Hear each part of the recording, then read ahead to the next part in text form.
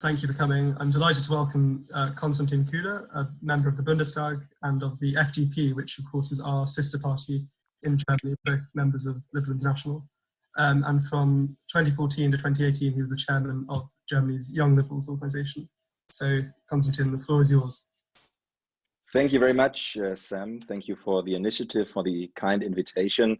I'm very happy to be with you. I know that Brexit is obviously going to be a topic of our discussion, but I want to say, happens what happens, it is important to maintain the bonds between the United Kingdom, especially when it comes to the younger generation in the remaining member states of the European Union and the UK. So this is a good opportunity to go this way, to go this direction. And I'm very happy and very pleased to discuss with you. I must say, I've never been to Cambridge myself, not to the university. I've visited the town though, but I've not visited the university. I think we should repeat this meeting when it's possible and meet also, let's say, in reality. I've been to that other important university in the UK, which I'm not going to mention, but obviously one needs to go to Cambridge as well. So thank you very much for listening and for joining this conversation. Well, the coronavirus is obviously the most important political, social topic of the time. And I have to tell you that it has changed the entire agenda of politics, not only on a European level, but on a national level or local level. I can say that I was traveling to the Greek islands on the beginnings of February to talk about and to find out whether Germany could accept some minor amounts of refugees from the Greek islands. And the issue of migration was a big debate and a big topic in February of this year. And just 5-6 weeks after that, no one was talking about that problem and everyone was just focusing on the coronavirus. So this can be an example for us of how this virus, of how this disease has had an influence on our political agenda in the last weeks. And I think it is important not to forget that there are other topics as well, be it the issue of refugees and migration, be it the issue of Brexit, which we will surely also discuss. However, coronavirus should be on the, let's say, first spot of the agenda today as well. And it is very interesting to observe how different countries in Europe have dealt with the disease. When you look at the papers in Germany, when you look at the press, it is widely understood that the United Kingdom has had a different approach, a different strategy in dealing with the coronavirus than Germany has. And if you look at the international press, it seems that the strategy Germany is applying is not so controversial within the country. Well, let me tell you that this is not the case. There is a very vivid debate within the German political landscape, in the German media, about the necessity, about the proportionality of the measures applied against the coronavirus. And this is a debate which is still ongoing, in which we can see many strong arguments. So this is a debate that we also have. Nevertheless, at the beginning of the crisis, there was a big sense of unity in German politics, especially in the field of economic help for small companies, and in order to strengthen the health sector in Germany. There was a big, let's say, approach of unity in Germany. And also for us as an opposition party, it was very unusual, let's say, to be from one day to another sort of part of a very big coalition in the German parliament that adopted all sorts of changes in legislation, especially in the fields of economy and health. So there was a big sign of unity, but then when the weeks went on, there were more debates, especially between the different states. In the corona crisis, we could see one of the most, maybe the most important principle of German politics, which is federalism. The different states in Germany applied different measures. There was sort of a telephone conference between the chancellor and the prime ministers, mayors, and all sorts of heads of state that we have of the different Länder in Germany. And then they would just decide on certain measures to be applied, but the detailed measures were subsequently adopted by the state legislators or by the state governments. So federalism played an important role in this crisis. Then again, let's say the movement that we could see in terms of power from the legislative branch to the executive branch played an important role. There were many more decisions made by the Minister of Health than by the Parliament. We introduced a whole new scheme, or a whole new legal scheme of how the Minister of Health could adopt certain measures. And the third branch between the rights of the states, federalism, the rights of parliament, are the basic rights. So the rights of the citizens were also touched when it came to social distancing, when it came to the introduction of quarantine measures. And we were especially focusing in the public debate on a discussion on basic rights. And for us, obviously, as liberals, basic rights, human rights are always an important issue. Seeing that people cannot assemble, cannot have a manifestation, cannot have a demonstration on the street, cannot go to church, cannot visit their family, it breaks your heart as a liberal, because people just want to cherish, just want to live their basic rights, and are told by the state that they can't. This is a very difficult situation for an entire situation, for all the individuals affected, and especially for us as liberals, who are always, let's say, on the side of those struggling and fighting in favor of the individual rights. So we tried to make the case, and we could see that, for example, the Constitutional Court decided in favor of people who wanted to go to church, or who wanted to perform a manifestation, and said that the general restriction in the field of basic rights would be unconstitutional, and that exceptions would have to be allowed. So what the country is doing right now is talking about less strict measures all the time, be it the loosening of quarantine measures by introducing a tracing application, cell phone based, be it hygiene or let's say social distancing measures, or be it the entire discussion about masks, which is also regarded very differently in, let's say, different local places in Germany. So we are slowly moving towards a situation in which the restrictions are a bit looser. But anyway, I think the whole country is aware that this crisis will go on probably for a long time.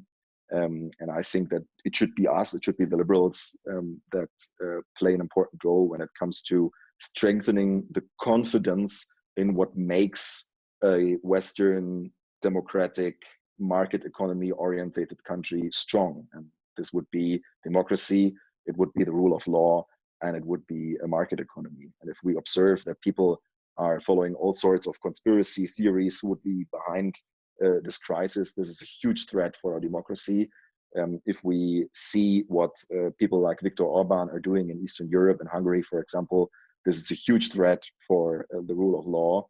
And if we see that people are beginning to talk about, well, maybe growth and globalization are not such a good idea after all, we can see that after Corona, it's also sort of a threat for our market economy. So it should be us, the liberals, that argue and that make the point in favor of having confidence in these three important pillars of modern society. And I'm happy to discuss these points with you. Maybe I should also say something about myself, because I completely forgot that at the beginning. My name is Konstantin Kuhle. I'm 31 years old. I studied law in Hamburg and in Paris, and I'm also a fully qualified lawyer. I was elected to the German Bundestag, to Parliament, in 2017 for the first time. As you might know, there was no single member of Parliament from the Liberal Party between 2013 and 17, because we have a 5% threshold, a national election.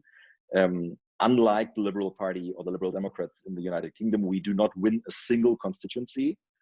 So I haven't won mine either. And all of our members of parliament are elected on a, let's say, list-based system, on a list-based scheme.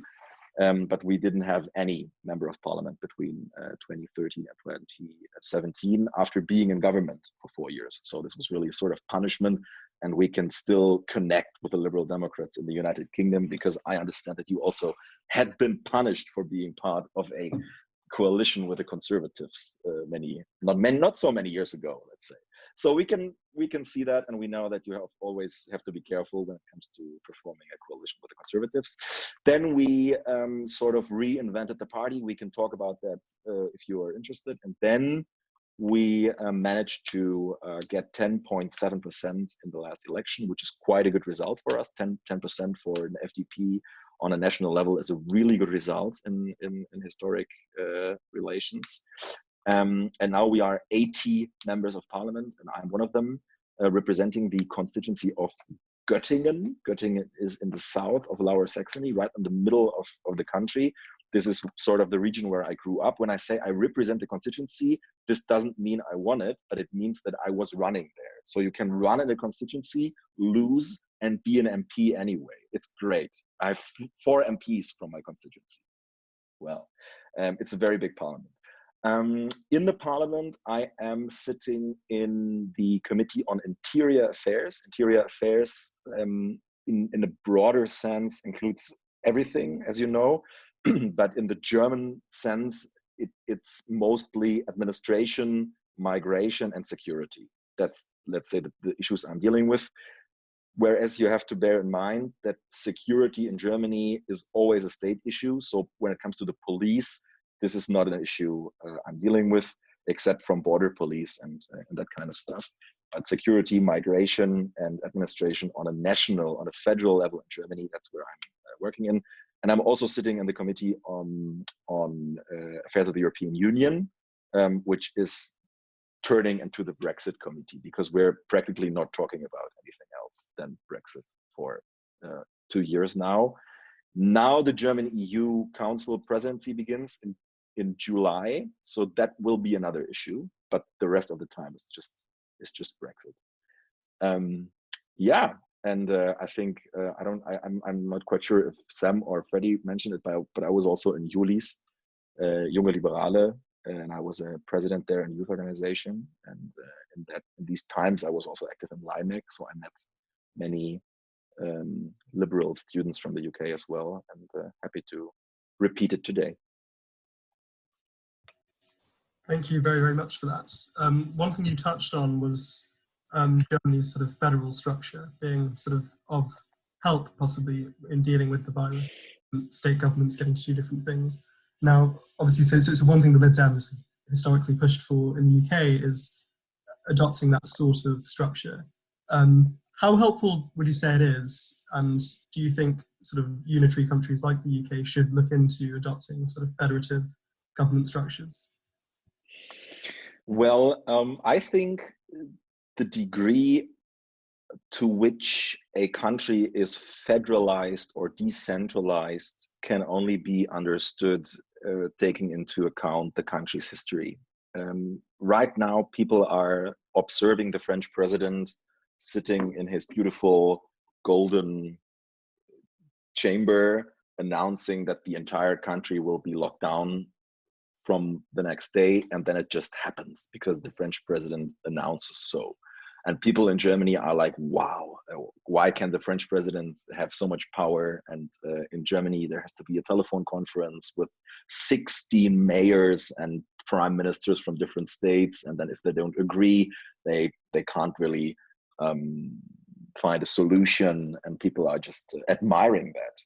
And the answer is obviously because it's France, and it's always been like that. Germany has always been a federal country, except for 12 years in the entire country and 40 years in the East. It's always been a federal country, and many people have forgotten that it's like that. Just to give you a brief introduction, all the, let's say, execution of federal laws is a task of the federal states. So even in a field where a law or a bill is adopted on federal level, so the federal state has the legislative power, the executive power is executed by the states. And there are also fields where the states have the legislative power, which is security, for example, or education. But in the field of health, we have a healthcare system for the entire country. We have a bill that says that you can send someone home who is infected with COVID-19 or in an illness that is dangerous, which is the same bill for the entire country. But it is executed on a local, actually, or on a state level. So federalism is quite an important issue when it comes to understanding German politics and the, let's say, also German model. And this has obviously advantages and disadvantages. I would say one disadvantage is you can't be as fast as a centralized country. The French president can just say it's all locked down, and then there's lockdown in the entire country. So you have to talk to everyone, you have to consult different levels of government, you have to find an agreement, you have to maybe meet in the middle when people won't agree with what you say. So this is a disadvantage. You can't be as fast and as pragmatic as a centralized country. So if you want to be fast and pragmatic, better don't decentralize it. However, especially being pragmatic can turn into an advantage of a federalized country, and the disadvantage of being centralized. There is simply no reason to lock down the entire country when there is an infection or a group of people infected in the south of Germany who are not traveling to the north. You don't have to lock down a state in the north. So you can, when it lasts for some weeks and months, you can also find solutions of how to do it in other fields. So I would say it simply depends on your history as a country. It depends on the measures that the states have, that the decentralized units would have. Can I also say that I mean, I don't know how big is the percentage of people living in Greater London in the UK, and how big is the percentage of people living in Germany, in Berlin? We are a country of 80 million inhabitants, and the capital is just 3 million, and the rest is just scattered around the country. So it obviously makes sense to give resources and to give means to, let's say, the regions. So it's not easy to answer the question. I would say when you're looking for fast and pragmatic responses by government, it can be an advantage to be centralized at the beginning, but it can turn into a disadvantage afterwards. And I would say there should be certain criteria that would help you to decide whether it's centralized or not. I would say giving local governments resources and means is important to decentralize. Can I ask back? I think I saw on the news that in the UK, it's sort of England and Wales and Northern Ireland and Scotland who make it up on their own. So I think there was on one evening, it was announced in the news that Boris Johnson would have decided something but it could only be applied in England, I think. I don't remember. But I think the UK is somewhere in the middle, somewhere in between, I would say, between Germany and France, probably. Talking of a sort of different scale of federalization and going to the EU, recently we've been reading about the German Constitutional Court taking a relatively extraordinary step in disregarding a judgment of the European Court of Justice. I was wondering if you could discuss that, and is that a real threat, the legal order of the EU? I wouldn't call it a threat, but I'm German, so I don't, and I'm pro-EU, so it is also my, let's say, duty not to call it a threat. There are many legal scholars who are, let's say, impressed by the vastness of the bazooka that was used by the Constitutional Court. Because calling a judgment by the European Court of Justice simply ununderstandable and simply nil and void, because it would just not deal with an issue it would have to deal with, is something that has never been done before. And if you are familiar with European law, you know that the European Union is let's say a construction by the member states. So the idea of sovereignty was pushed by the member states to the European level in certain areas. And when the European Union would make a decision in an area that is not part of the treaties, this would violate the European treaties. This is the idea behind the European Union. But in the field of the European Court of Justice, this decision had never been announced before by any member state constitutional court, and also not by the German Constitutional Court. Although they have always and repeatedly said it could happen, and we are we are the German Constitutional Court would not control, would not look into on a legal basis decisions by the European Union, because this is only something the European Court of Justice can do. And it would only do so if the European Court of Justice itself would violate the principle, the constitutional principles in the European Union. And this is really something you have to come up with. It was done now. So it's really a big decision. It's something that really changes the perception of the German Constitutional Court on a European level, and it also, let's say, has some tangents for the relationship between the European Court of Justice and the German Constitutional Court. As a matter of fact, talking about the facts and the legal issue that was brought up here, this is not a big threat at all, because everything that was said by the German Constitutional Court is that the European Central Bank, when purchasing bonds of the member states in order to stabilize the Eurozone, should be more precise when assessing the proportionality of the measure. And when they said that, the European Central Bank sort of, and also scholars from the legal basis, from an economic basis, they all said, okay, we can just put a document together for you tonight where this assessment is performed in a very fast way. So I think that the German Constitutional Court was very wise not to rule that the entire purchase program would be unconstitutional. They said it's constitutional. So they said it's okay with European law. They said it's okay with German law. They say it's okay with the German Constitution. It's all fine. The only thing they're asking for is a more precise assessment of the proportionality when purchasing bonds of EU member states. That's what they said, and the European Central Bank can do that. So they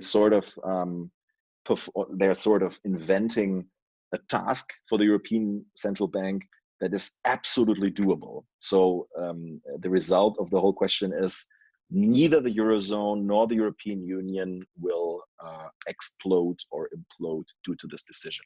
So I would say it's an unusual decision. It's something that has never happened before, but it is not per se a threat for the unity of the Eurozone or the European Union. And more broadly, what do you think will be the impact of coronavirus on the EU? Do you think eventually it'll get back to being as it used to be, or do you think things like freedom of movement are never going to be taken particularly seriously? Well, there's a whole lot of arguments I could go into, and many aspects I have in my mind right now. Let me just mention maybe 2 or 3 of them. First, I am very worried when it comes to the image that the European Union is having right now. You are all aware that the European Union is not in charge of health policy itself. I think there is a European Commissioner for Health, but practically he or she doesn't have anything to do besides coordination, because healthcare, the health system is so diverse in the member states of the European Union, and is practically a task of the member states. It's not something the European Union can decide. So having the European Union solve this crisis, or having the European Union introduce fast and pragmatic responses at the beginning of the COVID-19 crisis, would be something the European Union could not have fulfilled anyway. But the European member states, the member states of the European Union, can help each other. There can be a bilateral help. And what the member states of the European Union, and this can itself be coordinated by the European Union, of course. This is something that could be done by the European Union. What we did, though, was the exact opposite. We closed the borders. We didn't only close the borders for people, we closed the borders for medical equipment. When we saw that the situation was bad in Italy and in France, it took us weeks to understand that the image we are creating is causing more damage than actually trying to protect your own healthcare system. So this was a very bad development at the beginning of the crisis, and the European Union has lost, let's say, in the eyes of many people and many citizens in the European Union, has lost credibility. And this lack of credibility was then used by geopolitical forces like China and Russia and even Cuba. I mean, there was a Cuban airplane flying into Italy, and some Cuban doctors would, like wearing a Cuban flag, would dance out of the airplane helping poor Italian patients. And the European Union could not even bring some masks over from Germany at the beginning of the crisis. This is just a soft power disaster for the European Union at the beginning. Right now, this perception is changing a bit, because we can also see that China is using a lot of propaganda, a lot of soft power in order to try to get rid of the impression that this virus is originated in China, and that they've also not informed the international community. So I would say, as a first response, at the beginning, it was a soft power disaster for the European Union, and the European Union can develop further, it will develop further, but it needs legitimacy by the people.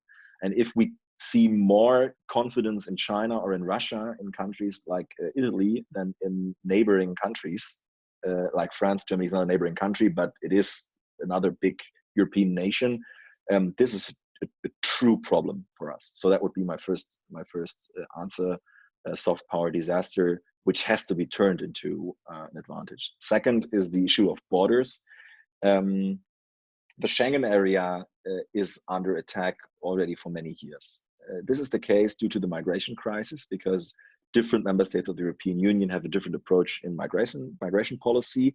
And as long as there is no new common migration policy in the European Union, we always have tension in the Schengen area. That's something you are fully aware of. Nevertheless, I sort of have the perception that interior ministers, such as my own, the one I'm observing and controlling as part of, we are in the opposition, he's in government, so we're trying to find out what he's doing wrong. My perception of these people is that they're trying to use each and every opportunity they can find to close the borders. There is a crime committed in the north of Germany, they close it in the south. There's a G20 summit somewhere, or G8 summit in Germany, they close the border. Then they make a press announcement, oh, we caught 5 or 6 bad guys an hour that were on the list of people we were looking for.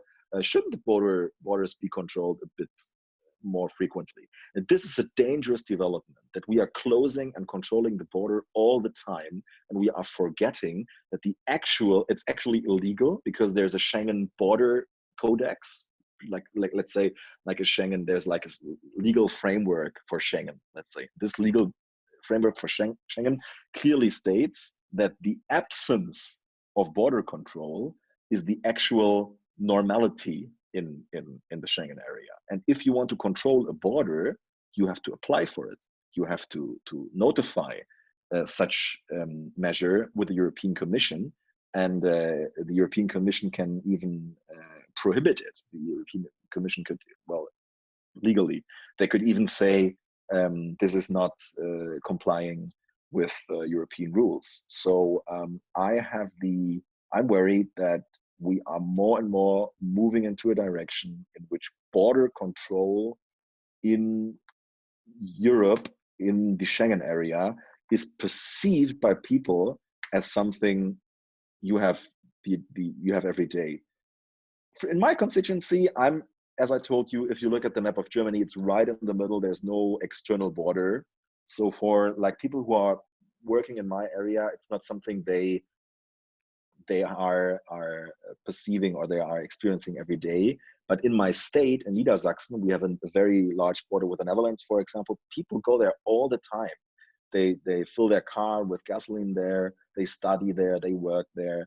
In many areas of Germany, we have economic areas together with neighboring countries. And this was the idea of getting rid of the borders. So this is something I'm really worried about. And can I say something like as a last point? Maybe it's obviously the entire development on a constitutional base in the European Union. The last constitutional reform in the European Union we had was the Treaty of Lisbon in 2004. And the European Union has had a revision of the treaties every 10 or 20 years. So I'm heavily in favor of a revision of the treaty, because the treaty we have right now is from an era before the migration crisis of 2015. It's from an era before the financial crisis of 2010-11. And it's also before the entire discussion of climate change to that degree that we're having now. So we obviously need new rules in terms of climate change, finance, regulation, call it however you want, and migration on the European level. And we can try to pretend that we don't need them, but if we start now or in 5 years, won't matter. We need to reform the European treaties. We could enter into the whole debate about how help for affected countries is organized. If it's organized via Eurobonds, if it's organized via the European Investment Bank, the European Stability Mechanism, if it's organized via Article 122 of the Treaty of the Functioning of the European Union. These are the different measures we have. The entire debate, which measures to use and which not to use, is a debate based on national interest in conflict with a further constitutional development on a European level. That's the whole debate. I think we should enter into it. I do have some ideas of how to solve this conflict, but I'm very sure that even in my own party, people will disagree. So it's not that easy. Speaking of your party, obviously you mentioned that you didn't have any members after 2013, but then in 2017 you managed to take quite a remarkable comeback. Obviously for our party that sort of parallels with 2015. We lost a lot of MPs, but we haven't managed to stage any particular comeback, certainly not on a national level like you've managed. So are there lessons that we could learn for promoting liberalism in the UK from the FDP?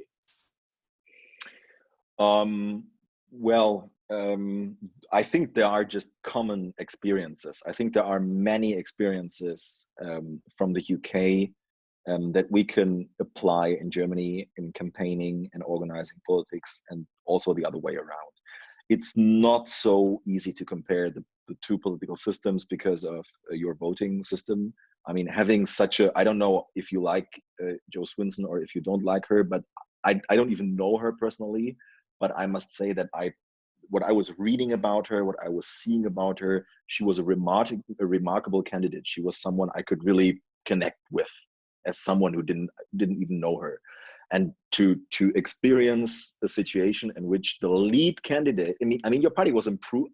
Were you? I think in total, you have to help me. In total numbers of votes, you were improving, but in total numbers of MPs, you weren't. Is that right? Yeah, we got significantly more votes overall. Yeah, but it didn't really make a difference.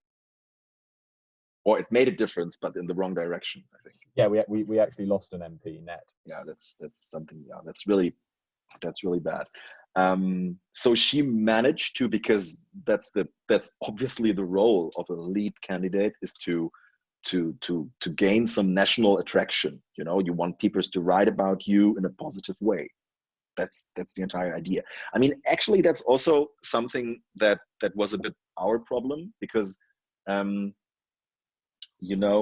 there's this. It's always dangerous to translate sayings, but that if you're really messing something up, there's this saying that you got like the cake in the face. Maybe you've heard about that in German. I don't know. Sam maybe has, because he speaks German. I don't know. Anyway, there's always in politics someone with, let's say, the role of the loser. Maybe you could put it like that. And when you are in a coalition government, it is always a very significant threat when you are the smaller coalition partner to end up being the loser. Because the bigger party will always try to kill you in order to govern alone the next time, which happened in your case and almost happened in our case as well, but they were short a few seats, just a few seats. Oh no, they were not, it's not actually, were they alone after you? Were they governing alone? Yeah. No, and they were governing alone for one period, and then Theresa May thought she could even extend it, and then the DUP came in, right? That's how it was. In 2015, Cameron won a majority. Yeah. And there were like 15 other elections. I know. I know. So you are the threat is very significant if you are the coalition and you are the smaller partner to end up as the loser. And everyone's blaming you. And this is what happened to us in the coalition from 2009 to 2013. The Conservatives did not really treat us as an equal partner. And we were also not behaving in a very statesman-like way, one would maybe say. We were really also, we were really doing mistakes as well. Could talk about mistakes. I can mention all the mistakes if you want. We were kicked out of parliament, and then began with a process of reinventing ourselves by talking to people who originally had voted for us and asking them why they had voted for us. And we sort of developed a whole scheme of values, why people would vote for liberals in Germany. And this was then connected with our manifesto, with our program. And then we sort of made a list of political ideas that we had. And we also changed the logo. We introduced a new color. We obviously had this new leader who is campaigning. He's very good in campaigning. We had we had an election in the biggest state of Germany, which is North Rhine-Westphalia, with 17 million inhabitants. It's a huge state, and we had the election on federal level was in September 2017, and there was a state election in North Rhine-Westphalia in May, and he was the lead candidate, and he already got like 13%, and they entered in a state government, which is something. If you enter in state government in a state with that has more inhabitants than other European member states, it automatically gives you attraction and attention on a national level. And we had that, and the entire summer of 2017, the whole media and the whole public debate was positive about us. So, well, at least more positive than any other time before. So that's the way that we managed it. You have to talk to the people that voted for you. You have to find out why they did it, and you have to find out what feeling they had when they voted for you. And this feeling has to be reinvented.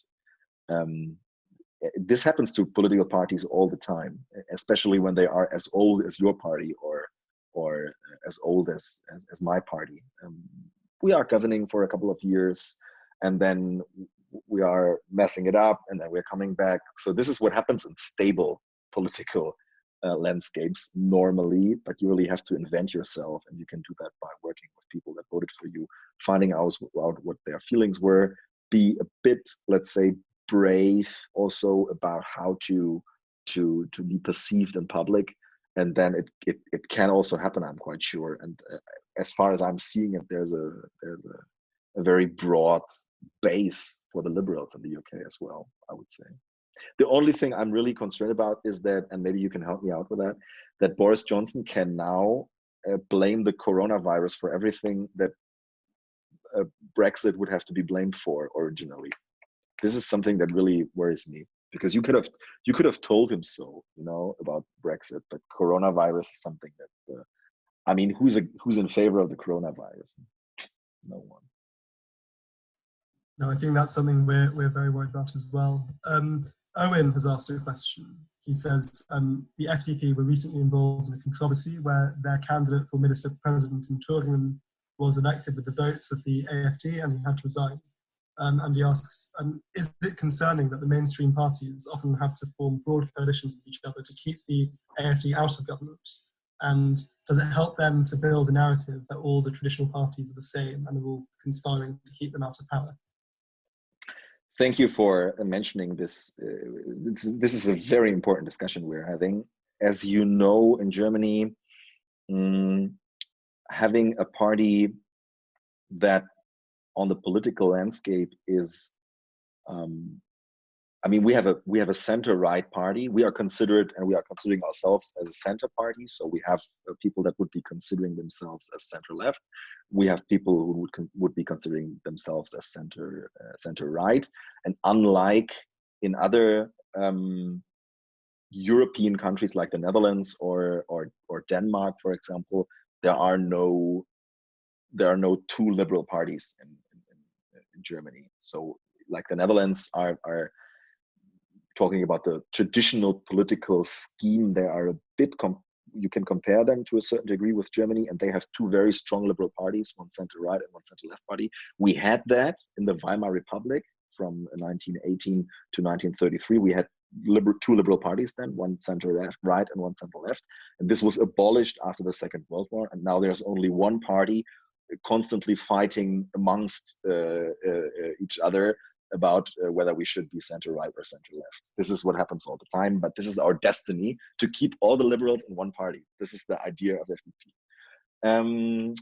Well, so there's the center-right party, CDU, which is perceived as moving towards the center under Angela Merkel: migration, gay marriage, abolishment of conscription. So there is truly a sort of ways where you can see that the conservatives are moving slightly into the center. The Social Democrats are also doing that, which is why we have an extreme center-left party right now. This center-left party consists of two. It's a bit like the Liberal Democrats. It was a fusion of two parties.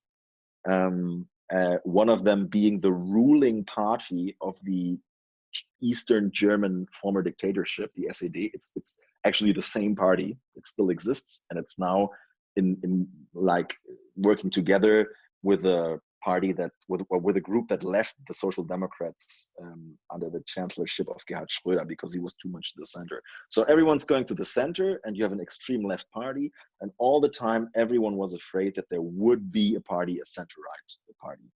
And the reason why that happened is, or let's not really the reason, because there's no, for many things there's not an excuse, but let's say it happened when we had the Euro crisis.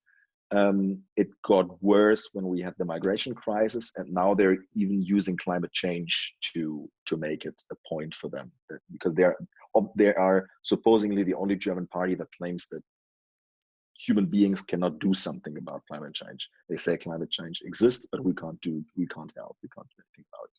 So the AfD was created, and they are very strong in some areas of the south, but they are particularly strong in the east. And they are particularly strong in the east as the east has, let's say, a political structure and a political system which is completely different from the rest of the country, because this was an own country for 40 years, and they have this party, Die Linke, this like extreme leftish party, which are some crazy communists in the West. I mean, there are people from my state who are members of parliament for this party. They are truly crazy. They're talking about leaving NATO all the time, visiting Fidel Castro in hospitals, all kinds of truly crazy stuff. This is 50% of the party. The other 50% of the party is, let's say, a party which is responsible for the representation of a vast part of the Eastern German population. And they are voting for this party with 20-30% in the East. They even have a prime minister in Thuringia, the state that you were mentioning, in a coalition with the Social Democrats and the Greens. They lost the election. They did not have a majority anymore, Social Democrats, Die Linke, and the Greens. So this man, Bodo Ramelow, could not be re-elected in parliament. The center-right party, CDU, and us, we were also in that parliament, we said we are not going to vote for the former communist party. We have people in our own party whose parents were tortured in prisons of the communist dictatorship. I can't really look my mother into the eye if I vote for this guy. And then, I mean, I'm from the West. I can't really, I don't have this pain in my family, because this pain in the West is just 2 or 3 generations more away. So it's not, I cannot tell them to vote for this guy. Simply can't. Would be something really, really inappropriate.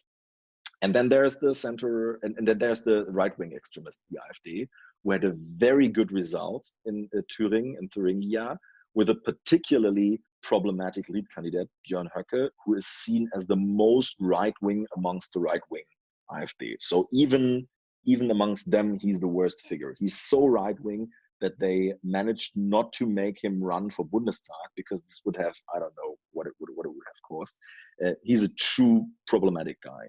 He was active in some fascist groups when he was younger, so a truly problematic guy.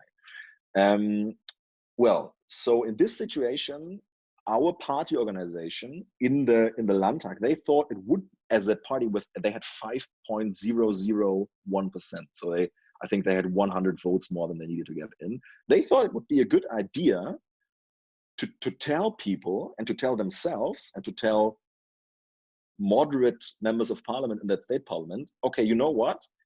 There are actually people in this country who are not right-wing extremists and who are not left-wing extremists either. This is very hard to understand from a Western German point of view, because like many people would always say, oh, you know, but right now we are having right-wing terrorist attacks in Germany. They're actually killing people who migrated to this country. So right-wing extremism is a true problem. It's a bit of a, let's say, 20, 30 years ago that left-wing extremists killed people in Germany. This has also happened, but it's a complete wrong focus you're having. This is the Western German point of view, but in the East, it's sometimes hard to understand. So they thought it would be a good idea to present a candidate for prime minister in the state parliament, and that guy got elected. And he got elected with votes from the conservatives, from the right-wing extremists, and from us. So then there was this whole discussion. We had spontaneous demonstrations in the entire country. My office was like attacked. We had group meetings of the young liberals in several states who are actually demonstrating against Nazis and right-wing extremists throughout the entire country, who were suddenly seen as part of this party. And this was a terrible situation. At the end, he resigned, and now the other guy is prime minister again, because the conservatives voted in favor of him, and there will be a new election in March. I think it was certainly a mistake to accept the election. I don't know how it is legally in the UK, but you have to, like, when you are elected, it is announced that you are elected, and then you have to accept it. And unless you don't accept it, you're not in office. So you can be elected, and he could have said, "Oh, thank you for the votes, but I don't want to be prime minister with the votes of the right-wing extremists." If he had done that, he would be the hero of democracy in this state. But in this particular moment, he said, "No, I'm going to accept it," and that was the big mistake. There are many people who say it was already a mistake that he ran. I would say I wouldn't have done it. If he had asked me, I would have said, "Don't do it." The truth is, he said it before in public, but no one of us thought this would be possible. So this was a terrible mistake. This does not reflect the, let's say, political agenda of our party, and he is not in office anymore. So I would say this is good that at the end we are not in this anymore. The background of the question was if this development doesn't show that there is actually sort of a situation in which the other parties are talking to each other. Well, the problem in this particular state is all democratic parties, from our point of view,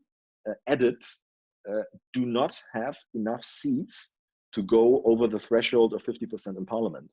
So you cannot elect a leader of the government without 1 or 2 or 3 or 4 votes from the extreme right or the extreme left. you can't even appoint judges, because in that particular state, judges and prosecutors are appointed by the state parliament. So if you want to appoint a new village judge, you need a vote in the parliament. It's a committee of the parliament, but the committees reflect the majority of the parliament. So you need a vote from someone. So this is really a threat to our democratic system. And the only way to get rid of this development is to become stronger in the democratic center, and to enter into a situation in which people are not voting for the extreme right and not voting for the extreme left.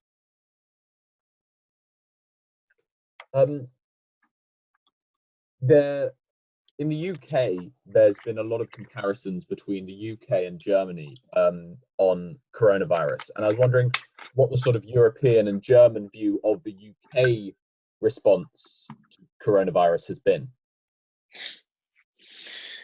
Well, the UK is always perceived as a very special case in the in Germany, and I mean it as I say it.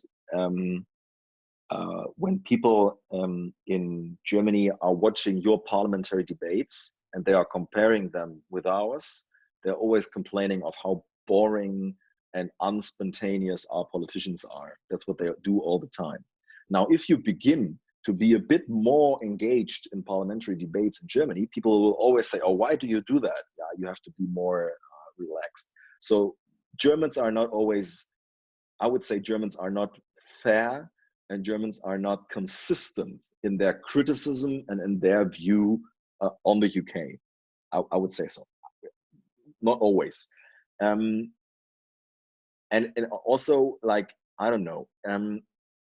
I think there are things that really are different in the UK and in Germany, and we would be sure, and I'm sure that it's better in our country. For example, the whole construction of the NHS and its weaknesses that have been shown throughout the coronavirus. As you know, the UK is one of the few countries in the world, or at least one of the few countries in Europe, where the health system is actually tax financed and not financed by some sort of social security. So having a link with that degree of proximity to economic growth and to the well-being of the entire economy with your health system is obviously a problem. It can only be explained to the historic creation of the NHS. I understand that, but I would say we are a bit more confident about our health system in comparison with the NHS. I would say so. On the other hand, as a further aspect, I would say there was a polemic discussion about the strategy of the British government of herd immunity and of announcements made by the Prime Minister. But I would also say, obviously, I mean, look at Sweden. All European countries can make up their mind and can find their own way of how to deal with the coronavirus. I think that the UK has also late, but it has also had a pragmatic response at the end. So I don't know. I'm always feeling bad about, I don't know, judging another country in a situation where I'm not a scientist. I'm not a doctor or a scientist or a natural scientist. So I'm not so capable of judging your strategy. I would say, if I read the newspapers, if I see the media in Germany, they would always say Boris Johnson is a complete idiot who hasn't understood of how to react. But this is it's a bit too easy, I would say. You would have to tell me about it, and then I can tell you about how my perception is, and then we would have to meet in the middle. But it's not really, I'm feeling a bit uncomfortable with the question. I think we might have time for one more question, which is how. Sure. And she asks, what are the main differences between German and British liberalism? Wow, this is a Cambridge question. I don't really know. I'm just taking a screenshot. the main differences of British and German liberalism. Well, can I first of all say that liberalism is always bigger than our parties. Be it in the United Kingdom, be it in Germany, liberalism is one of the core principles of our modern political systems, of your political system, of our political system, of a social system, of how the world works for us. I mean, the simple fact that we can have basic rights against the state is an idea invented by people who would maybe not call themselves liberals, but who can be seen as liberals from today. Liberalism is always a bigger idea than we are. This is actually something I should add to that former question of how to fight back as a liberal. It's never about the Liberal Party. It's never about having a Liberal Party in the UK or having a Liberal Party in Germany. If a Liberal Party is not good for liberal policies, you don't need it. It's always about the policy. It's always about a political idea that has to be represented in the political spectrum. This is always what it's about. So I would say what both countries have in common is that liberal ideas are also found in other parties. Liberal ideas are found in science, in the media, in society, and we have to find a coalition that is a bit, let's say, broader, and then we will be carried by this coalition into parliament, be it you or us. The difference, well, I haven't been to the UK for longer than I think a week. I've been to the UK various times, but it's never been like I could tell you what the difference is between French liberalism and German liberalism, because I studied in French. There is simply no French liberalism, so the difference is very easily explained. I'm exaggerating a bit. Macron is obviously and of course a total liberal sometimes. So it's very hard for me to say what the difference would be. I don't know. In Germany, we perceive it the way that the whole idea of market economy is valued a bit more in the United Kingdom. The United Kingdom is a market economy. Germany is a market economy, but the United Kingdom doesn't feel bad about it. Germany feels so bad about being a market economy, and they feel so bad about growth, and they feel so bad about entrepreneurship and economic freedom. They always think it's a very bad thing, and this is what makes it a bit hard for us. And I don't know. I think there are many people who are purist market economy liberals who will find themselves in FDP in Germany. And I'm not sure if in the UK they would be a member of the Liberal Democrats, or maybe they would be a member of the Tories. So I think that there are many activists and members of the Liberal Democrats and of the FDP in the UK and Germany that will think alike, but maybe you are capable of attracting people that we are not capable of attracting, and the other way around. So there are people that will vote for FDP that would in the UK never vote for the Liberal Democrats. And there are people who will vote for the Liberal Democrats that would never vote for the FDP in Germany. So I think our focus is a bit different in both countries. Maybe we should learn from each other and take that more into consideration. And one last point is, I don't know if this is a British liberal thing or if this is a British thing, but you are more self-confident when it comes to your democratic institutions. I have made a joke about your parliament, but actually this is a sign for a deep admiration, because in Germany, people often do not really understand what the sense of a parliament is. And right now they say, oh, it's so great that the government can decide all these measures and they are so fast and pragmatic about it. Why do we even need parliament? So the self-confidence about democratic institutions is something that has really developed in the United Kingdom. And sometimes I perceive it as vulnerable in Germany. And I think it also has to do something with the historic roles of the Liberals or the Liberal Democrats in the United Kingdom. So I would say maybe you are a bit more influential than maybe British liberalism is a bit more influential than German liberalism is. Thank you very much for talking to us. It's been absolutely fascinating. And it'd be fantastic to invite you to Cambridge at some point when we will do that. Finally meet in person. Thank you very much. Great. I'm really looking forward to that. Thank you for the invitation, and see you